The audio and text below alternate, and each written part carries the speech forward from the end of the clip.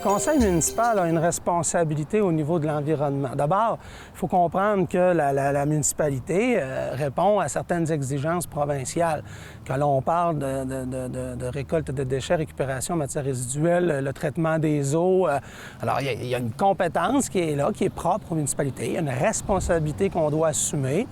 Puis, l'idée, c'est d'améliorer le bilan constamment.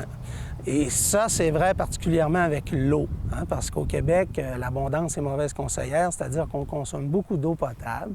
Et à Dolbeau-Mistassini, c'est aussi vrai. Notre bilan s'améliore, mais il faut continuer à l'améliorer. Et un exemple très, très concret, c'est que si on développe, par exemple, des jeux d'eau, bien, on peut installer un système qui va coûter un peu plus cher, mais qui va faire en sorte qu'on va récupérer l'eau.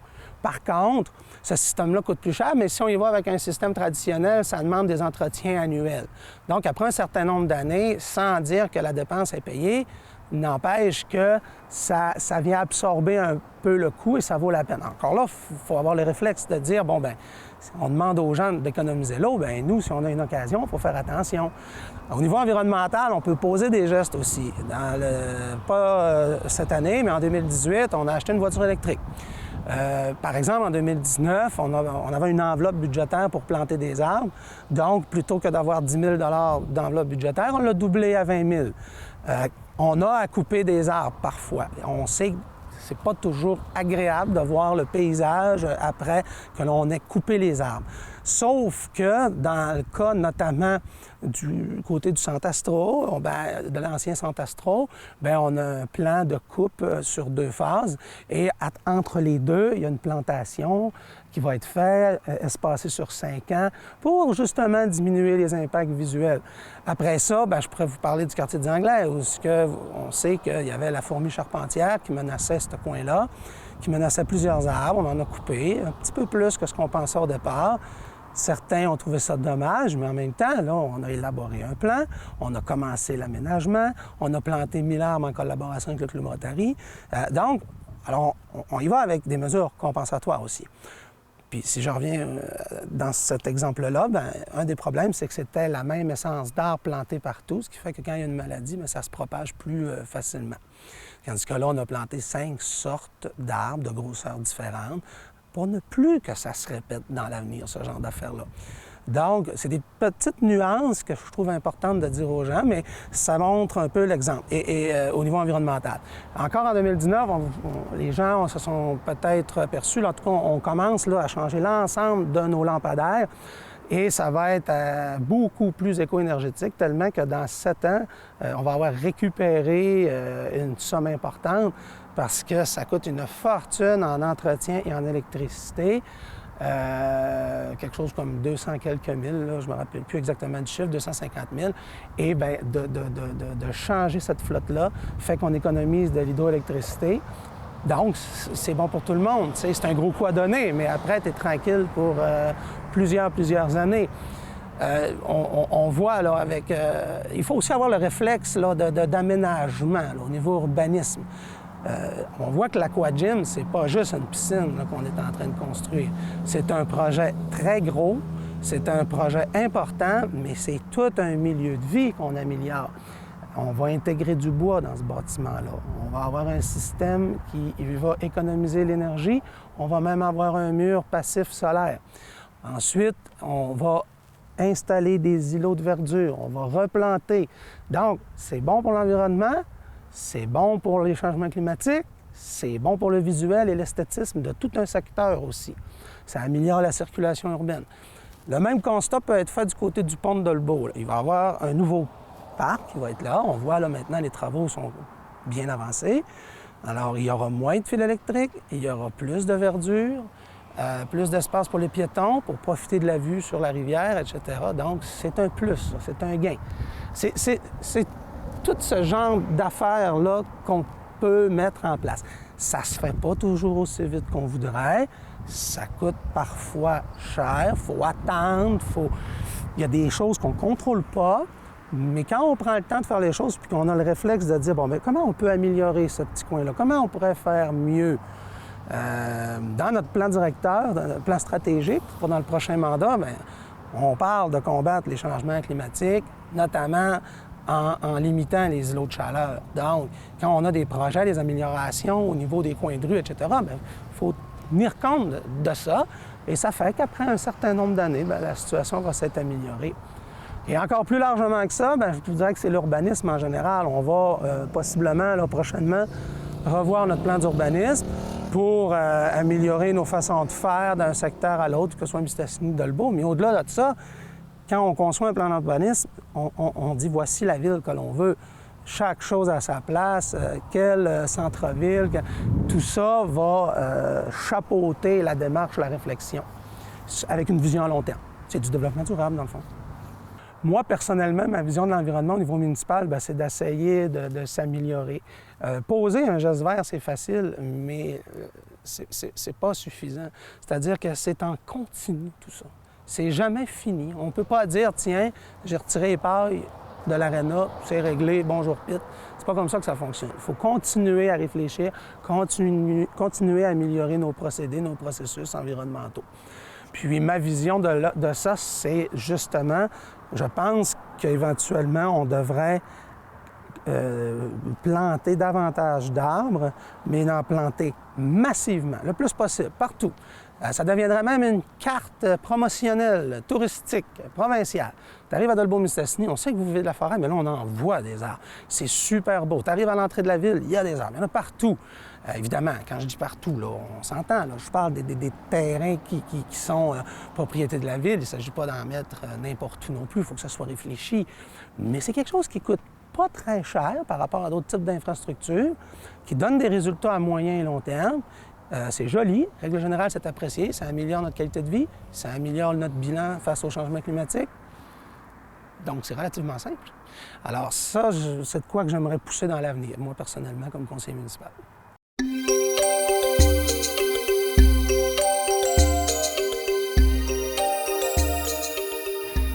L'importance des parcs municipaux dans notre milieu, ça répond d'abord et avant tout à une exigence, une exigence en ce sens que c'est la qualité de vie.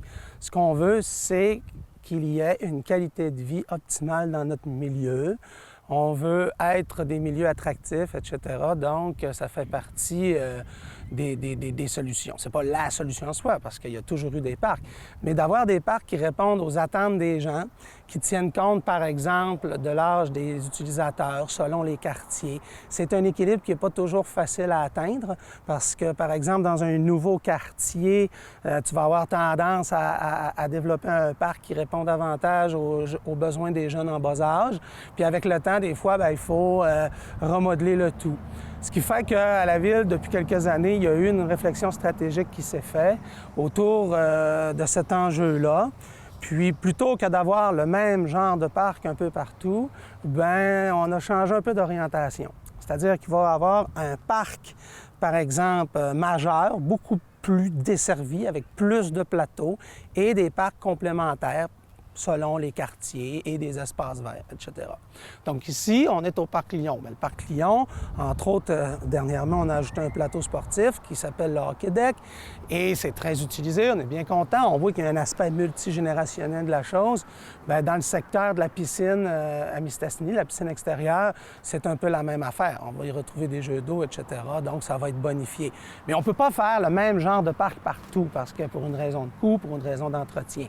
Donc, c'est de bien réfléchir, de bien planifier à moyen et long terme pour être sûr de répondre aux besoins des gens. Au niveau de la Ville, je pourrais dire que le mandat principal, c'est d'entretenir les parcs, de faire souvent aussi de la prévention pour le vandalisme, des choses comme ça, parce que malheureusement, ça arrive encore.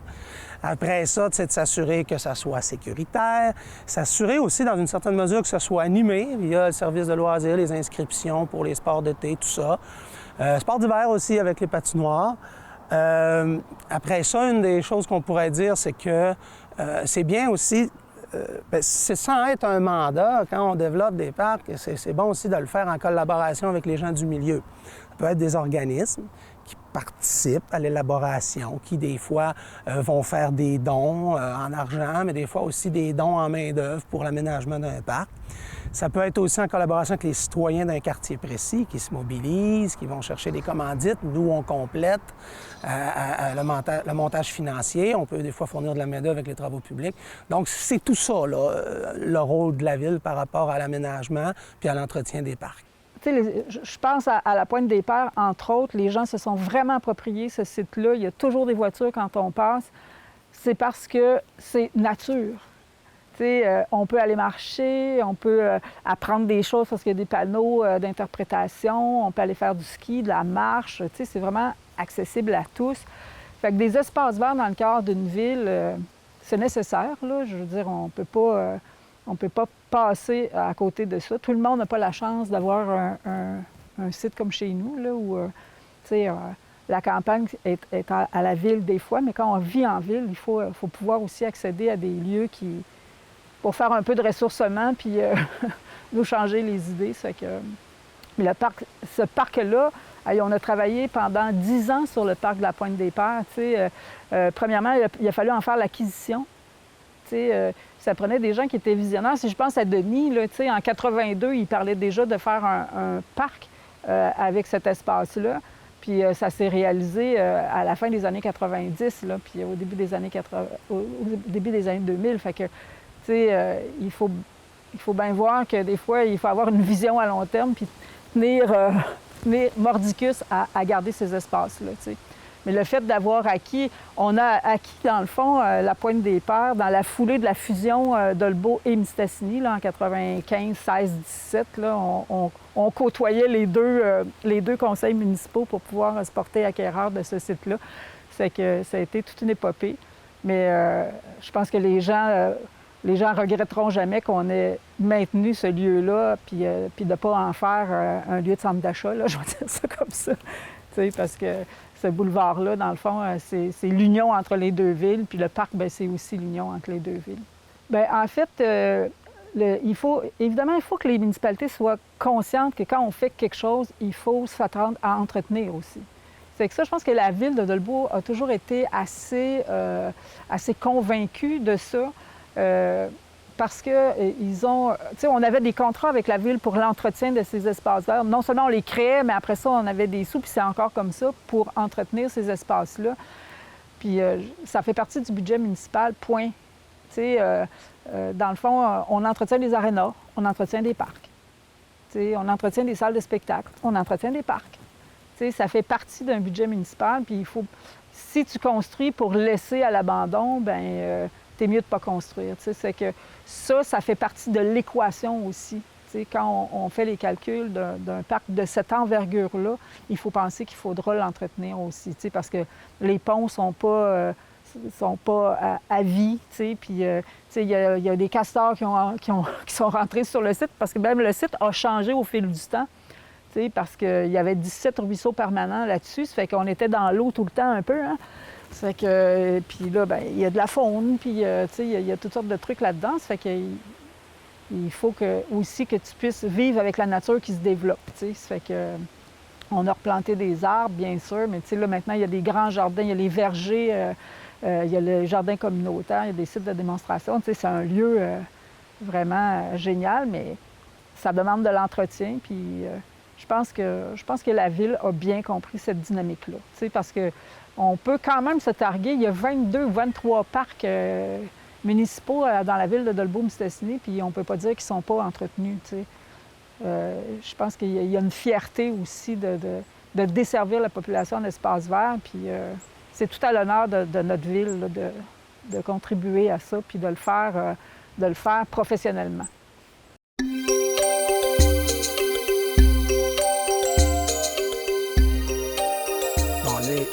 Quand on parle des terrains de camping, c'est sûr que la Ville est propriétaire des terrains de camping. Des fois, c'est des organismes qui peuvent gérer. Dans ce cas-ci, chez nous, c'est les touristes d'Olbeau-Mistassini. Maintenant, le développement des campings, c'est un phénomène qui n'est pas nouveau au Québec, mais à un moment donné, il faut être capable de répondre à la demande.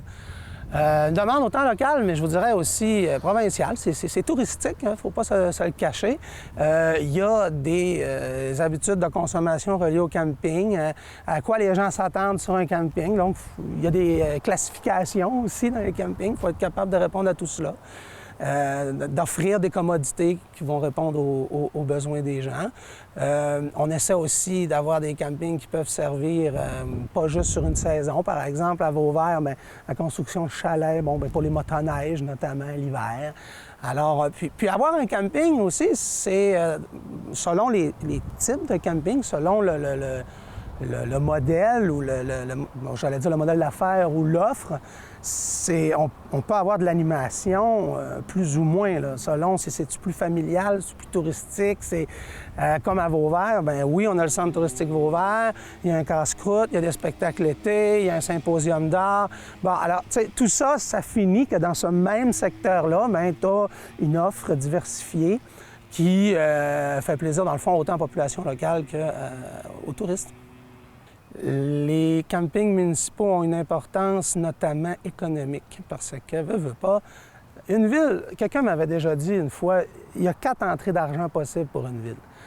Tu as le niveau industriel de la chose, la création d'emplois, les taxes que les grandes entreprises vont payer. Bon. Tu as après ça l'aspect domiciliaire parce que les gens payent une taxe foncière à la ville.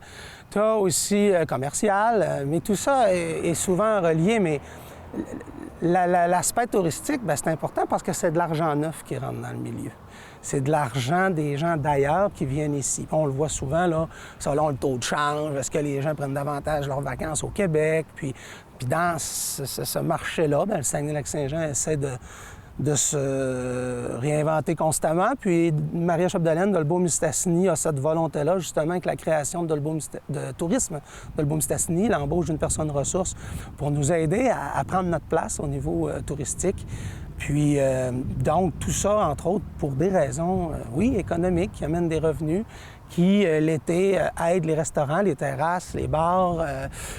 On voit aussi l'offre avec le théâtre d'été, etc., le cirque, l'hiver, la motoneige. On a mis beaucoup l'accent dernièrement. Donc, tout ça, ça fait partie, si vous voulez, d'un ensemble. Puis les parcs, les attraits, l'aspect vert, l'aspect esthétique, ça fait partie de tout ça. C'est complémentaire, ça va ensemble.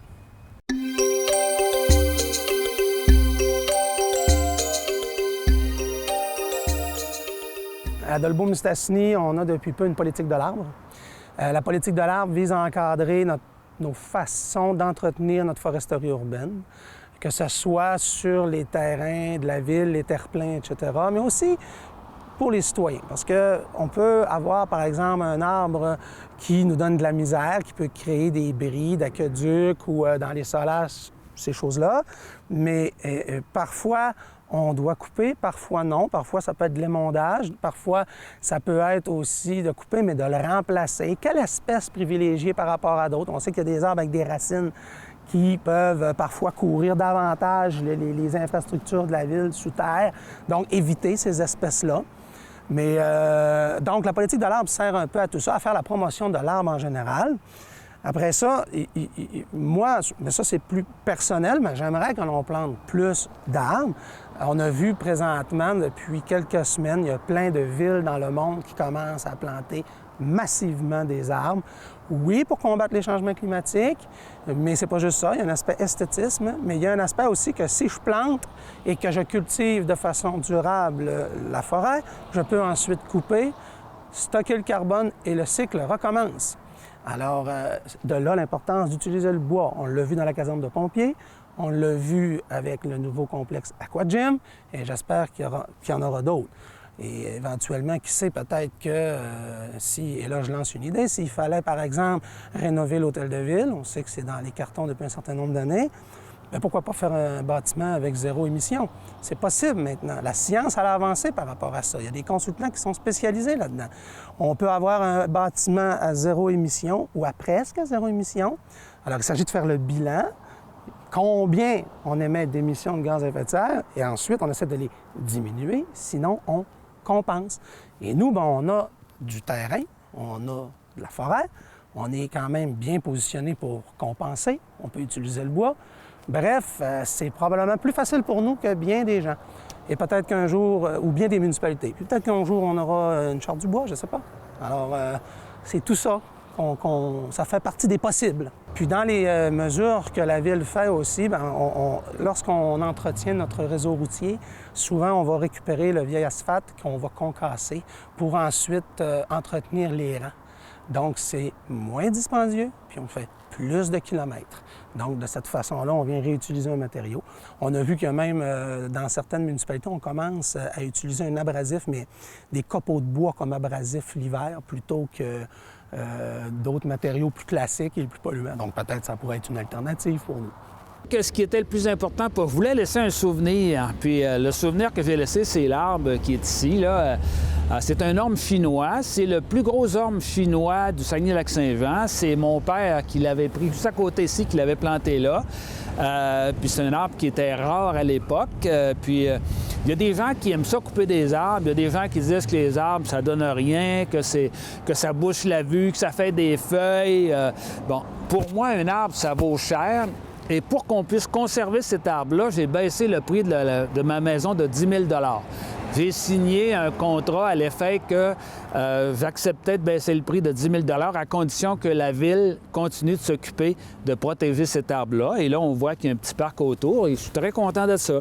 Bien, pour moi, une ville, ça a besoin d'arbres.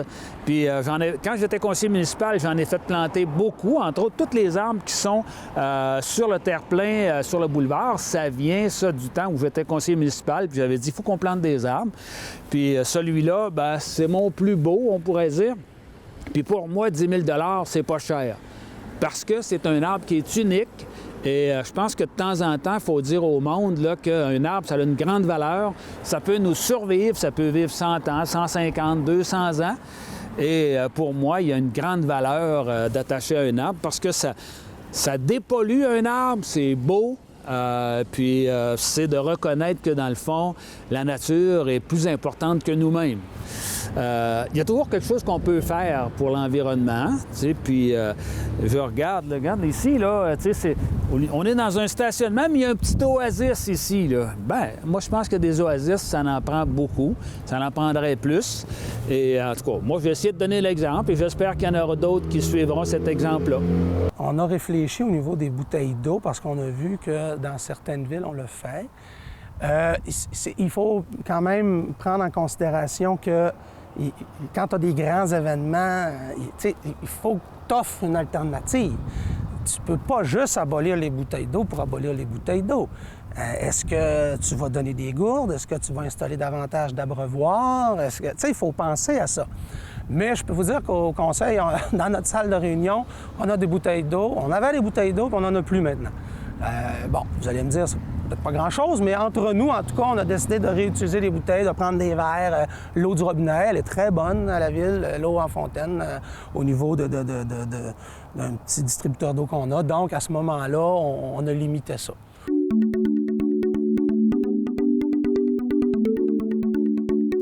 Bonjour à tous, Eva Lalancette des Capsules d'environnement ici. Aujourd'hui, je vais vous montrer un peu comment sauver en camping avec 2-3 trucs. C'est pas toujours facile d'être éco-responsable quand on va en vacances en forêt ou sur un camping. Fait que je vais vous montrer 2-3 trucs. On est parti. OK. Fait que premièrement, quand on part en camping, c'est souvent pour avoir comme la paix du monde extérieur, du monde qu'on connaît de tous les jours.